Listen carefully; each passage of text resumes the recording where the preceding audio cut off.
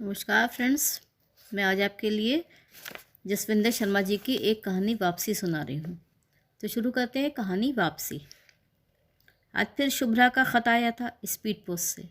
मैं हैरान था कि हर रोज़ तो मोबाइल पर इतनी बातें होती हैं, फिर ख़त लिखने की नौबत कैसे आ गई। दरअसल हमें मिले साल से ऊपर हो गया था, इसीलिए उसके गिले शिकवे बहुत बढ़ गए थे। भारी मन से मैं उसका ख़त पढ़ने लगा। उसके ख़त में बेखबरियों, बेवफाइयों और संगदिली की शिकायतें और शिकवे उलाहने थे। अगले मेज पेज पर भी बदस्तूर एक दूसरे की जुदाई में गीली लकड़ियों की तरह सुलगने, पानी के बिना मछली की तरह तड़पने और साबुन की टिकिया की तरह घुलते जाने का जिक्र था। हर बात हर तीसरे वाक्य के बाद लिखी होती। कहीं तुम मुझसे दूर तो नहीं हो जाओगे ना, मुँह तो नहीं फेर लोगे। मैंने तो अपना तन मन तुम्हें समर्पित कर दिया, कहीं तुम भी मेरे पति की तरह तो नहीं करोगे, मेरे होकर भी। फिर भावुक शब्दों में लिखा था, मैं यहाँ इतने लाखों इंसानों के बीच अकेली लगातार अपनी पहचान खोती जा रही हूँ। तुम में वो नज़र आता है जो दूसरों में नज़र नहीं आता। मैं हमेशा तुम्हारे साथ रहने में गर्व महसूस करूँगी। कहीं तुम बदलने तो नहीं लगे हो। तुम्हारी बातें से लगता है कि तुम हारने लगे हो। तुम मिले थे तो लगा था कि अब मेरा कोई है जिसके सहारे मैं जीवन को सार्थक ढंग से काट सकूंगी। अब लगातार तुमसे दूर रहकर एक अनसोचा डर मुझे खाई जा रहा है कि कहीं मैं तुम्हें खो न दूँ। अब तुमसे कब मुलाकात होगी, तुम मिलो तो दिल का सारा दर्द व गुबार उतरे। पिछले एक साल से शुभ्रा मेरी ज़िंदगी में एक तूफ़ान बनकर आई थी। दिन में कई बार फ़ोन करती, अपनी कहानियाँ मुझसे डिस्कस करती। हमारे बीच हर किस्म का फासला था, उम्र का, स्थान का, ख्यालात का, नज़रिए का। एक साल पहले दिल्ली में एक साहित्यिक गोष्ठी में शुभ्रा से मेरा परिचय हुआ था। उस गोष्ठी में मेरा महत्वपूर्ण आख्यान था। शुभ्रा की शिरकत भी एक वक्ता की हैसियत से थी। वो एक सरकारी कॉलेज में लेक्चरर थी। उसके 2 कविता संग्रह आ चुके थे, विवाहित थी और 2 बच्चों की माँ थी। विद्यालय के परिसर में बने विश्राम गृह में हमें ठहराया गया था। वहाँ हमारे कमरे आमने सामने थे।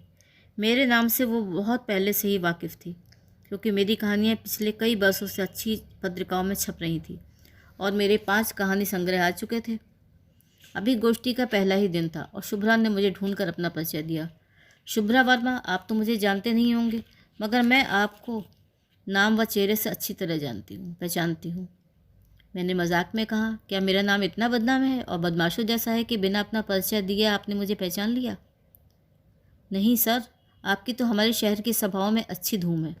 हम तो आपको आमंत्रित करने की योजना बना रहे थे। मैं तो समझती थी कि आप खासे बुजुर्ग होंगे, जैसा कि आपकी कहानियों की परिपक्वता से अंदाज़ा लगता है, मगर आप तो मुझसे भी जवान निकले। अजी अभी तो मैं जवान हूँ, मगर आप भी माशाअल्लाह कम हसीन नहीं हैं।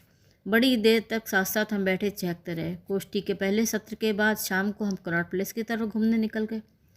शुभ्रा का अतिरिक्त साथ पाने के लिए मैंने टैक्सी कर ली थी। इतने सारे लोगों की भीड़ होते हुए भी हम एक दूसरे में इतने खो गए थे कि सबसे किनारा होते गए और पहले ही दिन एक दूसरे के इतने करीब आ गए कि कोई सपने में भी नहीं सोच सकता था। शुभ्रा तो मेरे नाम की दीवानी थी। मेरी बहुत सी कहानियों की कटिंग उसने फाइलों में संभाल कर रखी हुई थी। कई कहानियों के अंत उसे पसंद नहीं थे। उनके बारे में हम बातें करते रहे। लगातार बातें करते वो ज़रा नहीं थकी थी। मेरी कई कहानियाँ उसे ज़ुबानी याद थी। इस वजह से भी मेरी उत्सुकता उसमें बढ़ गई थी। एक तो वो गज़ब की सुंदर थी और फिर बुद्धिजीवी भी। ऐसी स्त्रियां तो कहानियों में ही मिलती हैं। उसने लेखन के बारे में हज़ारों सवाल पूछे। वो ठहरी साहित्य में पीएचडी और मैं विज्ञान का स्नातक। साहित्य शुभ्रा के रोम रोम में बसता था। वो पागलों की तरह साहित्य को समर्पित थी। बस एक समस्या थी उसकी। पढ़ने के मामले में उसकी बात ठीक थी, मगर जब कुछ लिखने की बात आती तो कागज़ कलम दगा दे जाते उसे। अपनी कई कहानियाँ उसने मुझसे डिस्कस की जो अधूरी रह गई थी, क्योंकि उसे स्वयं पर भरोसा नहीं था। शुभ्रा कविता भी अच्छा लिख लेती, मगर उससे वो संतुष्ट नहीं थी। वो मेरी तरह सफल कहानीकार बनना चाहती थी। 1-2 जगह उसकी कहानियाँ छपी भी और उससे जुड़े कई रोचक प्रसंग उसने सुनाए भी कि कैसे उस अखबार व पत्रिका के सह संपादक उसका पीछा करते करते उसके कॉलेज तक आ पहुँचे थे। उसके मृदुल व्यवहार से वो उनका इरादा भाप गई थी और उसने उन्हें भगा दिया था। उस शाम हम 10 बजे तक कनॉट प्लेस के गोल बरामदों में घूमते रहे।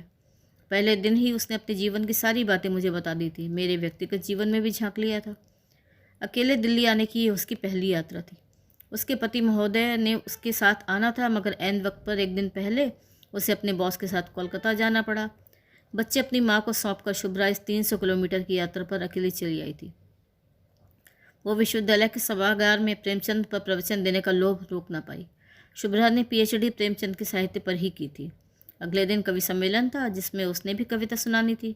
देश भर से चुने हुए साहित्यकार आमंत्रित थे। बार बार शुभ्रा का मुझे सर कहना अखर रहा था। मैंने कह दिया कि अब हमारी दोस्ती काफ़ी गहरी हो चुकी है, अब तो मुझे सर कहकर ना बुलाओ। शुभ्रा चहकी, नहीं सर, आप तो मेरे गुरु हैं, अब तो आपकी दीक्षा से ही मेरा कल्याण होगा, चाहे दोस्त समझिए या अपनी शिष्या, अब तो आप ही मेरा जीवन सार्थक करेंगे। भागते भागते मैं थक गई। आपका स्वभाव मुझे बहुत अच्छा लगा और जीवन के प्रति आपका दृष्टिकोण। मुझे झिझक हो रही थी, इतनी सुंदर और सुशिक्षित स्त्री उम्र में मुझसे 10 साल छोटी, सरकारी कॉलेज में लेक्चरर, मुझ साधारण व्यक्ति की इतनी इज्जत करती है। शायद मेरी कहानियों की वजह से। ऐसी औरत का साथ पाने के लिए जैसे मैं बरसों से तरस रहा था। अब मेरी चिर संचित इच्छा पूरी होने जा रही थी। अंदर ही अंदर मैं बुरी तरह काँप रहा था। कहीं ये बंद आँखों का सपना तो नहीं? शुभ्रा के साथ कहाँ तक जा पाऊँगा मैं?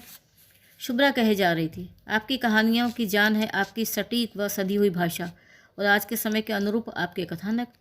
आप पाठक को उलझाते नहीं, उसे सीधे समस्या की जड़ में लेकर जाते हैं। आपकी कथाओं में अजब सी विविधता है।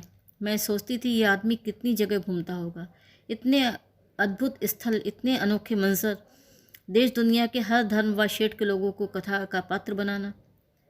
सर, आप सोच भी नहीं सकते कि कुछ पत्रिकाओं के मैं सारे अंक खरीदती हूँ आपकी कोई नई कहानी पढ़ने के लिए। You touch my heart sir. बाकी किताबें तो दिमाग को कपाती हैं, मगर आपके पात्र सीधे मेरे मन को छूते हैं। खाना तो हम बाहर ही खा कर आए थे। गेस्ट हाउस के डाइनिंग हॉल में अभी मेहमानों ने खाना खत्म नहीं किया था। कुछ लोग मुझे ढूंढ रहे थे, अतः मुझे उनसे दूर रखने के लिए शुभ्रा मुझे अपने कमरे में ही ले गई। पॉजिटिव होने की इंतहा थी ये। मन ही मन में गहरे रोमांच में था। चाहता था कि हमारा ये संबंध प्रगाढ़ से प्रगाढ़तम हो, मगर बहुत गहरे धंसने का मेरा इरादा नहीं था। मैं तो उसे नज़दीक से छूकर महसूस करना चाहता था। हमारे बीच 1000 मील का फासला था। हम दोनों शादीशुदा थे, बाल बच्चों वाले थे। हमारी दोस्ती का आधार साहित्य ही था और एक्स फैक्टर था जो विपरीत लिंगों में अक्सर होता है। वे एक दूसरे के प्रति बड़ी तेज़ी से खींचे चले आते हैं, मगर बाद में। शुभ्रा तो दीवानगी की हद तक मुझे पसंद करने लगी थी। इन 3 दिनों की गोष्ठी का एक एक पल मेरे साथ बिताना चाहती थी। दरअसल मेरी भी कमज़ोरी था कि मैं भी उसके रूप पर मोहित हो गया था।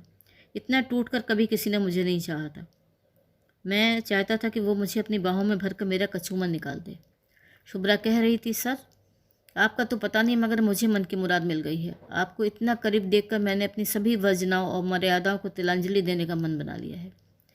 किसी भी कीमत पर मैं आपको सारी उम्र के लिए अपने लिए मांग रही हूँ।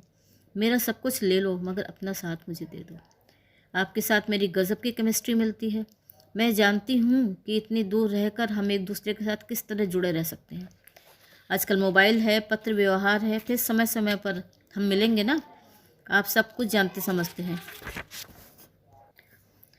मैं खुद ही स्वयं को आपको समर्पण कर रही हूँ। समाज इसे गलत समझता होगा, मगर आपको सदा के लिए अपने दिल में बसाने के लिए मैं इसे ज़रूरी समझती हूँ।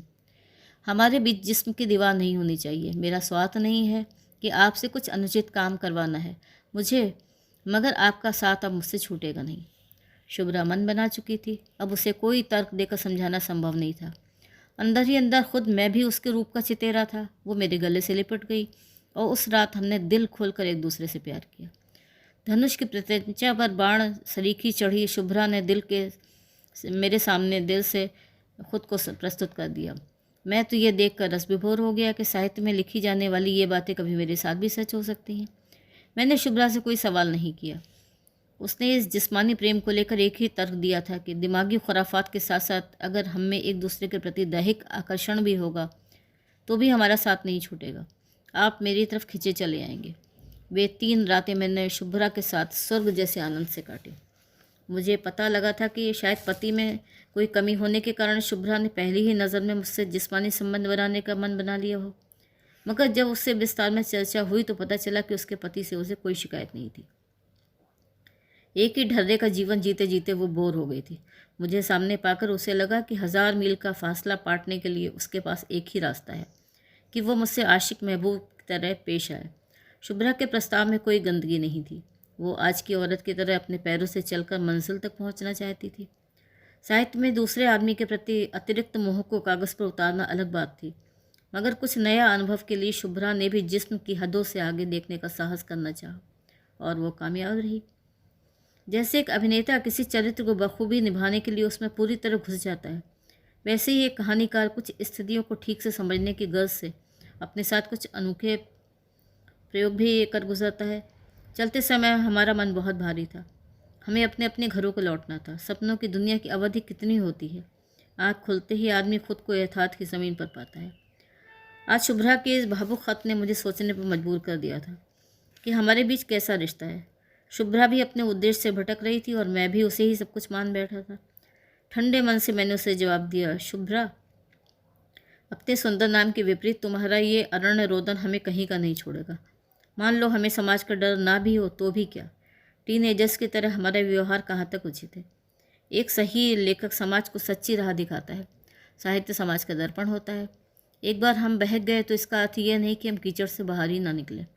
अपनी सोच को साफ करो और साहित्य को मिशन की तरह समझो और स्वस्थ साहित्य की रचना करो। एक शायर ने ठीक ही कहा है, जिसमें हमराह बने तो इसे अपना समझो, ये अगर बीच में आए तो हटा दो यारो। तुमसे एक अच्छी कहानी के इंतज़ार में, तुम्हारा सर। पत्र पोस्ट करते ही मेरे मन का सारा बोझ हट गया था। नमस्कार, तो ये थी आज की कहानी वापसी। कहानी सुनने के लिए बहुत बहुत धन्यवाद।